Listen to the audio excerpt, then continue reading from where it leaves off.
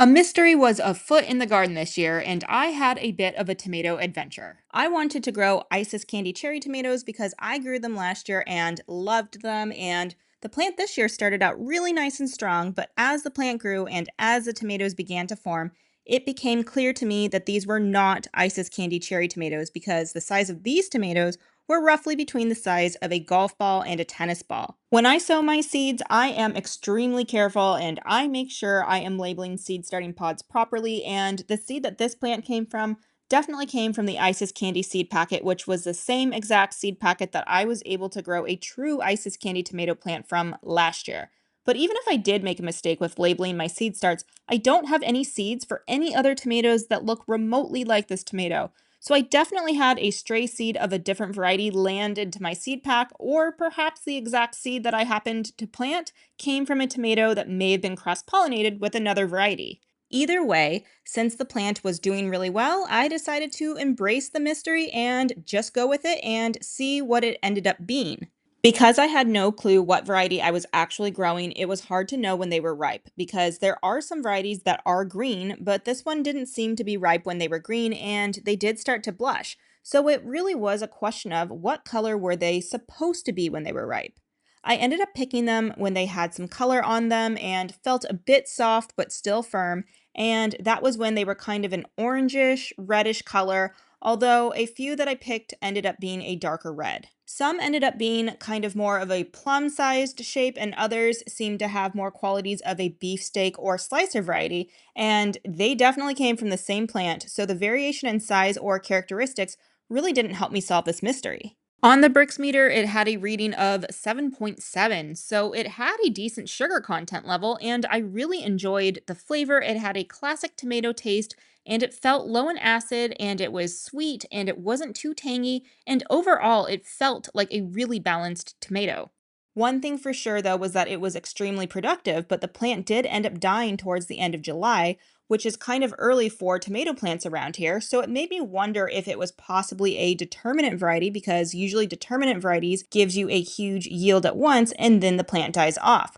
So I went to the website of the company where I got the seeds to see if I could find tomatoes that looked like what I grew to see if I could find a match. First off, I felt like it looked really similar to the Arkansas Traveler tomato, but that's an indeterminate variety. Now, whatever I did grow, it could have been an indeterminate variety, but maybe something happened to the plant while it was growing that made it not survive as long as my other indeterminate varieties. But the picture of the Arkansas Traveler looks pretty similar in shape and color, and in this picture, there is one tomato that kind of looks like a beefsteak shape, and then there are some tomatoes that look more round, just like the tomatoes on my mystery plant, but I still wanted to keep looking to see if there was a better match. The second variety that I looked at was the Drusba tomato, but this one is another indeterminate variety, and it's kind of hard to tell from the picture, but it kind of had the same shape and color as my mystery tomato, but I kind of felt like it was unlikely to be this one for some reason. The Fireworks tomato was another indeterminate variety that I looked at, and it says it has red fruits with an orange tint and is an early producer, and I had some ripe mystery tomatoes in early July,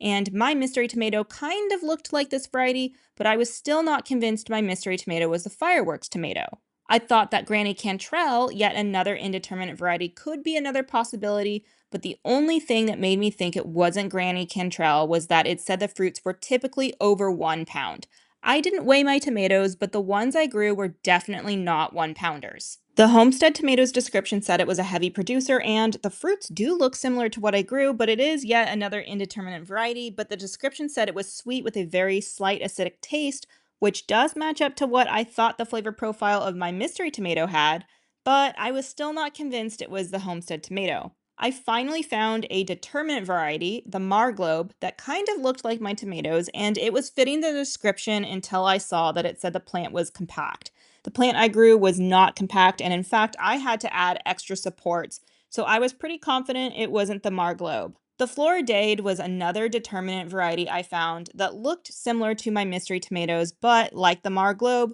the Floridade has a bushy, compact growth habit, so this was another one to cross off my list. The Mountain Princess variety was looking pretty good because it is a determinate variety and my fruits looked similar in shape, color, and size, and it says it produces an abundant crop and is sweet and mild in flavor, So this one felt like another potential ID of my mystery tomato, but I still wanted to keep looking. The moneymaker seemed possible despite being an indeterminate variety because the moneymaker is supposed to be high yielding, which mine was, but it also says that the tomatoes had a round, uniform shape, which I didn't think really fit the tomatoes I grew, since as I mentioned, the shape kind of varied. I thought the Rutgers tomato might be a possibility because it is a semi-determinate variety that is productive, but it also says the fruits are bright red and are acidic, and mine really weren't bright red or acidic. Ace 55 was another semi-determinate variety I looked at that I thought could be a possibility because the description says it's mild in acid and that the plants are vigorous growers,